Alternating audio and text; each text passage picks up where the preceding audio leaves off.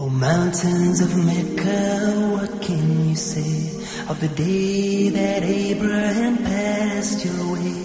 And he was instructed by God to build a house of peace where people will pray, and they will come on every lean camel and out of every ravine for the purpose of praising Allah, to glorify Allah. Assalamu alaikum wa rahmatullahi wa barakatuh. Welcome to Hajj Insights. I'm your host, Ridwan Shamim. And this is a series where we learn about the great pillar of Hajj. Alhamdulillah, we have the opportunity with our Sheikh, Muhammad Salah, to talk about Hajj and what it entails. In our last episode, we spoke about who should be actually going Hajj and what does Hajj mean. And we touched upon Ihram. Assalamu alaikum, Ya Sheikh. How are you? Wa alaikum salam wa rahmatullahi wa barakatuh. Alhamdulillah, and thank you for asking. As I explained to the viewers, we touched about why it's important to do Hajj and who should be going Hajj. We want to talk slightly more about the Ihram and the Miqat. You mentioned some points about the Miqat. I have a few questions just before we start. Sure. You said that while someone is going into to make their Hajj or Umrah, they must pass a point called a Miqat and make an intention at that point. Correct. Imagine if someone passes that point and they forget to make that intention. What would they have to do? Bismillahir Rahmanir Rahim. Alhamdulillahi Rabbil Alameen. والعاقبة للمتقين ولا عدوان إلا على الظالمين والصلاة والسلام على سيد الأولين والآخرين سيدنا محمد وعلى آله وصحبه أجمعين وبعد.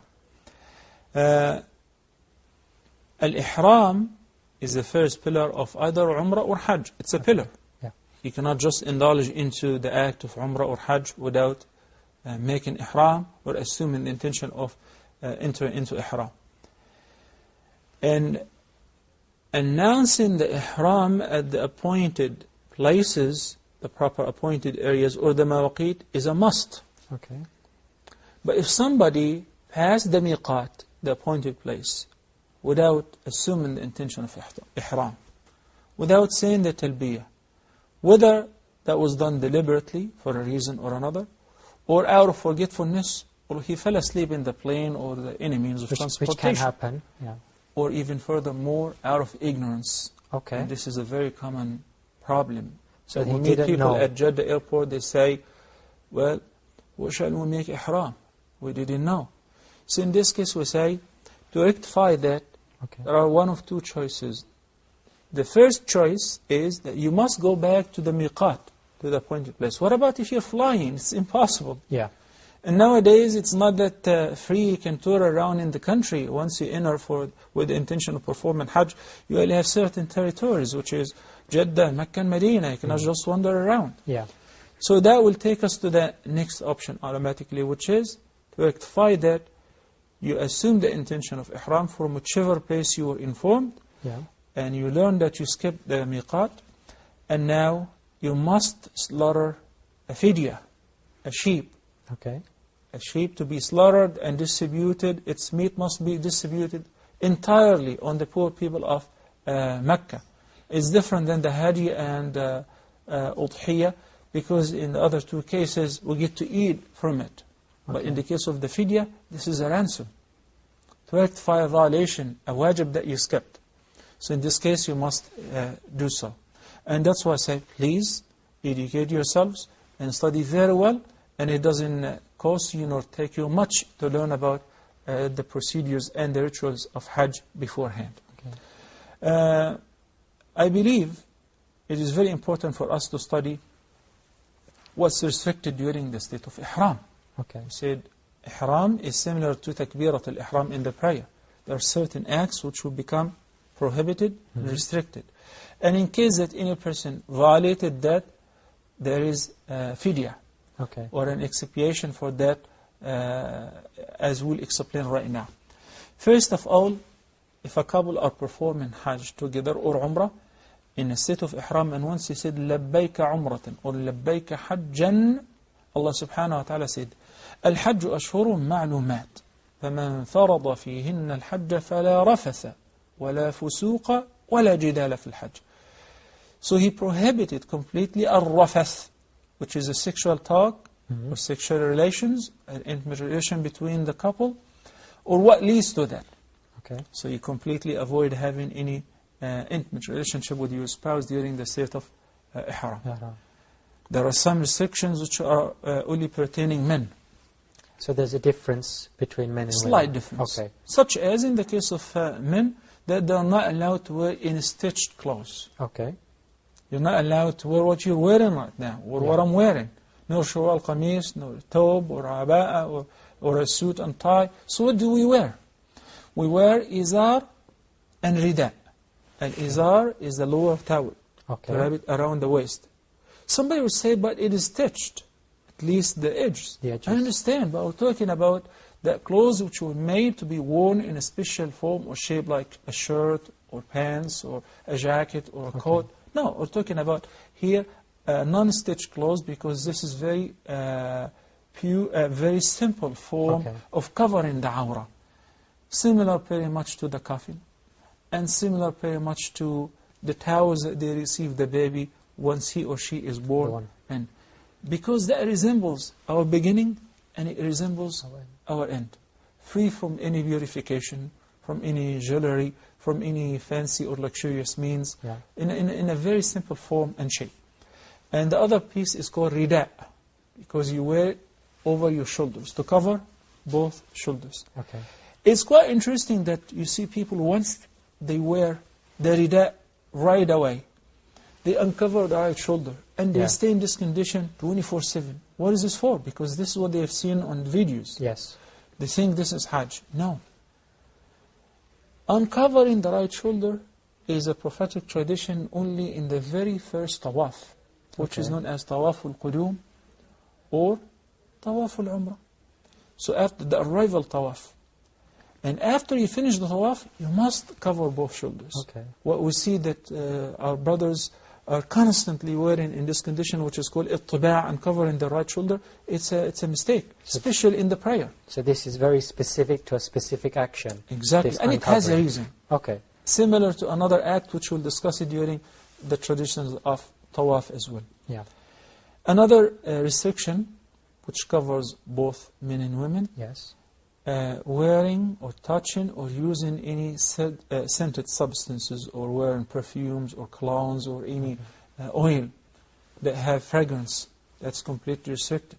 While we said prior to assuming the intention of ihram, among the preparations before taking ghusl, etc., clipping the nails, removing the hair, the underarm hair, and shaving the pubic area, that it is recommended for both men and women to wear the cologne or the perfume against their bodies, not against the ihram clothes. So not actually putting it on the ihram. Not on the ihram. If you ever put on the ihram, you must wash it off or change it to another ihram. On the body, on the forehead, for instance. But nowadays, because of the crowd, women are not allowed to wear the perfume, because it is prohibited anyway during any other time for a woman to wear any fragrance or perfume that will attract men or people who are walking by to look at her. Even if she's going for the prayer. The Prophet ﷺ says if she does so, she must return home to wash herself off from the perfume. Then if she wants to resume and go back to pray. So just to clarify that point, sorry Sheikh, to stop you, just to clarify that point, the women are asked not to do that now. Correct. Okay, so the men are... But this sunnah was general for men and women. Okay. Because in the past, women would perform tawaf at night. At night time, okay. Okay? But now it is very crowded, and we see that men and women are competing even over the black stone. Yes. So it is very hard to avoid smelling the fragrance or the perfume of a woman. You should avoid it completely. Okay. But if a woman is performing umrah in off-peak time, such as right after Ramadan, where everybody departed, or a month after Hajj, local people get to perform Umrah, and you see just very few people performing Umrah. So you may do that if you wish, because it would not attract that many men. Okay. Another restriction, which is hunting. Allah subhanahu wa ta'ala said, أُحِلَّ لَكُمْ صَيْدُ الْبَحْرِ وَطَعَامُهُ مَتَاعًا لَكُمْ وَلِلسَّيَّارَةِ وحرم عليكم صيد البر ما دمتم حرما. Surah Al-Ma'idah. It has been permitted for you to eat and consume the fish which you catch from the sea. Okay. But in the state of ihram, hunting is prohibited. Okay. Okay? Nor can you even eat from the animal which you hunted. Right. Another restriction which is very interesting one. Processing or being a part of a marriage contract. Yeah, that is interesting. During the state of ihram. And when we say these restrictions, some people think, they panic. They think it's very hard, and I'm afraid like they're walking on the edge. Yes. It's very simple, because the ihram, if you arrive from your journey to Mecca, the Umrah maximum would take 2 to 3 hours. Yes. So it is not a big deal. You're not going to be in a state of ihram forever.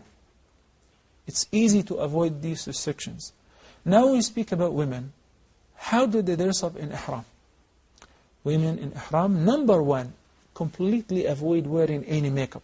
Okay. Henna is permissible. Yes. But other makeup and eye liners and eyelashes and lipstick and all of that, and this is completely dangerous, especially in the state of ihram. That can jeopardize your Hajj. Okay. And can ruin it. How about So their the clothes? sisters, the sisters who come from particular cultures are not aware of that. Everybody who passes by any of them should inform them. Sometimes when we take the elevator up or down and say, everywhere it smells beautiful perfumes. The sister doesn't know that she's not going to a party. Yeah. And perfume for women is only at home, Yeah. for their maharim, for their husbands, not outside. Yeah. It's a major sin. So you must avoid that. And what about the outfit? In your regular, everyday clothes, this is for women, what you normally wear as a hijab, except for the fact that the ihram of a woman is in her hands and face.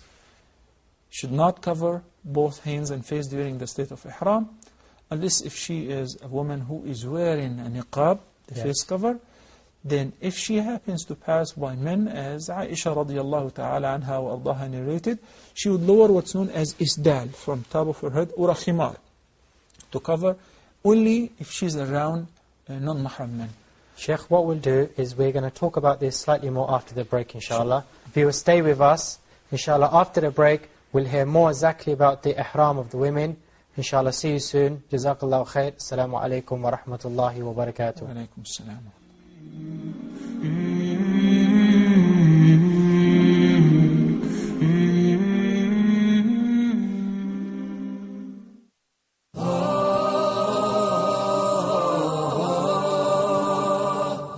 Inshallah, on the straight path, we would like to discuss the niqab from an Islamic and social political perspective. So sometimes some non-Muslims, they might not understand the full Islamic pictures. Anyone can say anything about it. Yes. So when can we, who speaks for Islam? This is the biggest question. Who speaks for Islam? No, they are not sinning. They are not sinning, but we are talking about now the general ruling. They are not sinning, but they are going against what has been established. It is his own ijtihad at a specific time. People would see it as Threat. a threat. Exactly. How do we explain to them it's not really a threat, it's actually good for the country as well? But if we don't participate, how would we ever reach to our rights? Can you clarify with us what should be the level of political participation of the Muslims in the West?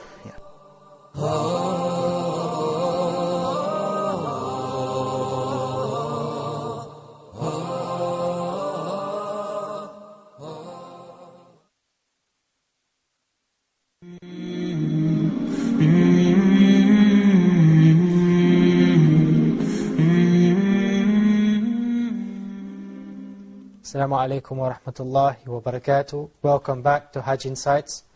Earlier in the show we were talking about the restrictions of Hajj. Inshallah, the Sheikh, is there any more restrictions that we have with regards to Ihram? I would just like to make a comment. We do not really call it the restrictions of Hajj. Why? Okay. Because, for instance, if you perform in Hajj or Tamattu, right after you finish the Umrah, you are in a regular state, Yeah. where you can practice whatever was restricted during the state of ihram. Okay. And that's why in fiqh it is called mahzuratul ihram. Okay, specific to ihram. Yes.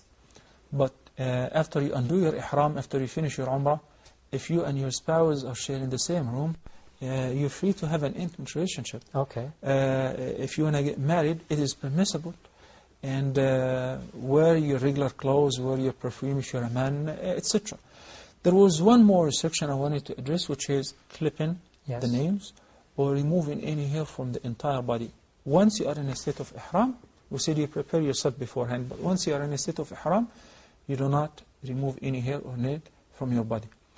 And a very, very important mahzur or restriction during Hajj at large, but particularly during the state of ihram, and I hope that can last with us after Hajj, which is quarreling and argument.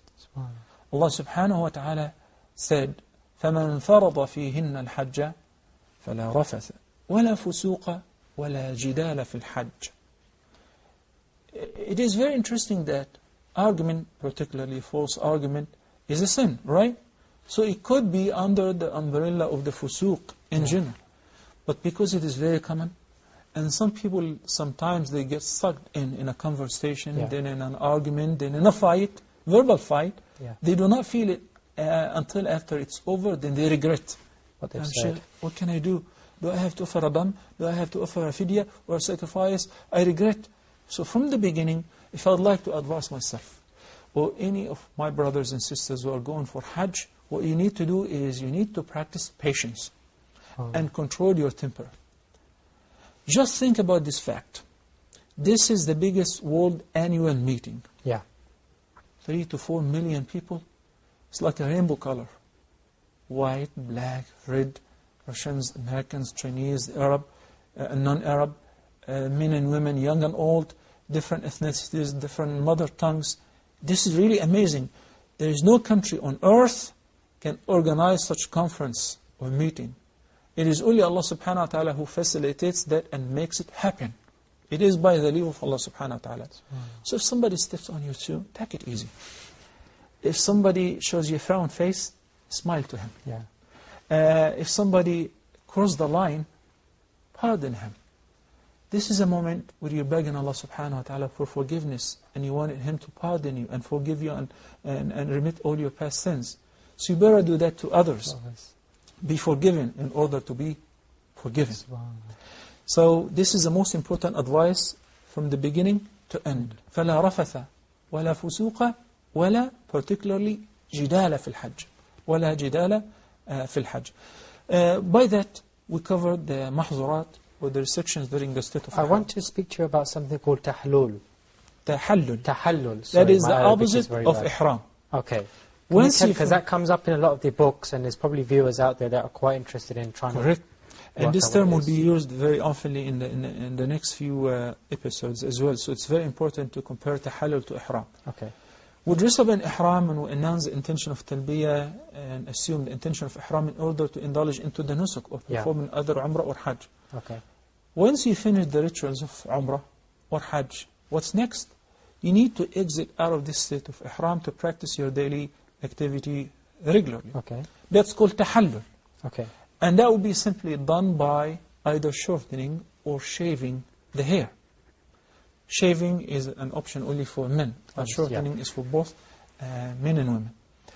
So once we finish the umrah, we go to the barber shop, or if you have a clipper or a razor, or you want to do it yourself, or have somebody do it for you, that is permissible. And there's a common myth that if you are in a state of ihram, you cannot give yourself a haircut at the time of tahallul, nor can another muhrim give it to you, nor can you give it to another person, which is a myth. That's not true. You say, but I'm in a state of ihram. I know. You were in a state of ihram as long as you did not finish the nusuk. Now you finished the nusuk, and now it is due to do tahallul. Similar to, it is not permissible to eat nor to drink, etc. while you're fasting. But at sunset, you must eat and drink. So whatever was haram or restricted or mahzur a few minutes ago, now it's permissible. Okay? So at-tahallul is to exit from the state of ihram. Once you're done with the manasik of either umrah and Hajj. In the case of the Umrah, there is only one tahallul, and simply done by shaving or trimming. If, as we discussed in the first episode, you're performing Hajj tamattu', Yeah. you enter Mecca, you perform your Umrah in a couple of hours, and now you go to the barber, you remove your hair or shorten your hair, that's called tahallul, and now you can resume your regular life. Do everything that is permissible before ihram. But if somebody is doing Hajj al-Qiran, he's joining the Hajj to the Umrah without taking a break in between, meaning without tahallul. Okay. So the restrictions or the mahdurat of ihram will last even during Hajj, Okay. and until he finishes the rites of Hajj. One very important thing I wanted to discuss before Yeah. it's over, which is what if somebody did any of the mahdurat or restrictions, either accidentally or out of ignorance, or have to do it for a reason or another. Have to do it means what? Have to do it, we say, shaving, removing any nail or hair from the body is restricted. But sometimes it is prescribed medically for some people to remove their hair, Yeah. to shave, such as if they have, God forbid, lice. Yeah. And that happened during the life of the Prophet ﷺ with one of his companions. The Qur'an talks about that in verse number, I believe, 196 Okay. of Surah Al-Baqarah. Allah subhanahu wa ta'ala says, فَمَنْ كَانَ مِنْكُمْ مَرِيضًا أَوْ بِهِ أَذًى مِّن رَأْسِهِ فَفِدْيَةٌ مِّن صِيَامٍ أَوْ صَدَقَةٍ أَوْ نُسُكٍ. Okay. We need to pay close attention to the option here. Yeah. Whoever is ill or has some harm in his head or hair has to shave, go ahead and shave. Yeah. Then you can rectify that simply by offering a fidya. The fidya, once the word fidya is mentioned in Hajj, most pilgrims' mind would go to slaughtering a Yeah. sheep or 1/7 of a cow Yeah. or a camel. That's not necessarily true in this case. Okay.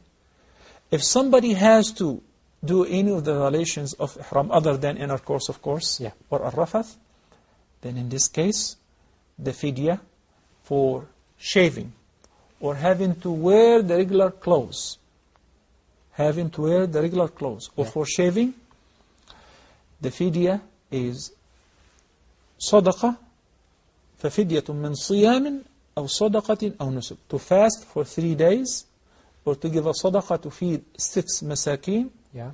or to slaughter a sheep. Okay. There is a choice. It is better, of course, to feed the poor by slaughtering a sheep and so on, because it's more beneficial for the poor and the masakin. The person has the choice to choose. Exactly. Okay? So this is a fidya. But what if somebody did whatever was restricted out of ignorance or out of forgetfulness? Somebody totally forgot that he is in a state of ihram, and he started trimming his mustache, or shaving, or whatever. He did not know. Or wore a kufi, or pair of socks. Many times in Arafah, you see people wearing their underclothes, or their socks in a kufi. What is this? They don't know. They think it is okay and it goes along with the uniform. No.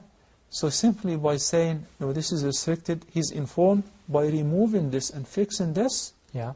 there is no blame on them, and they do not have to offer any fidya. Okay. The fidya is only on those who have to do whatever I mentioned earlier for a reason or another, a valid excuse, such as فَمَنْ كَانَ مِنْكُمْ مَرِيضًا أَوْ بِهِ أَذًى مِّن رَأْسِهِ. So just to summarize that point, so if someone does something, breaks a restriction of ihram out of ignorance, and at that point you're saying he's told about socks, let's say, for example, he takes the socks off, And that's it. and that's it. Yes. MashaAllah. And the ransom which I mentioned in the verse of Surah Al-Baqarah is pertaining sickness, ailment, or having to shave the hair. But there are some restrictions.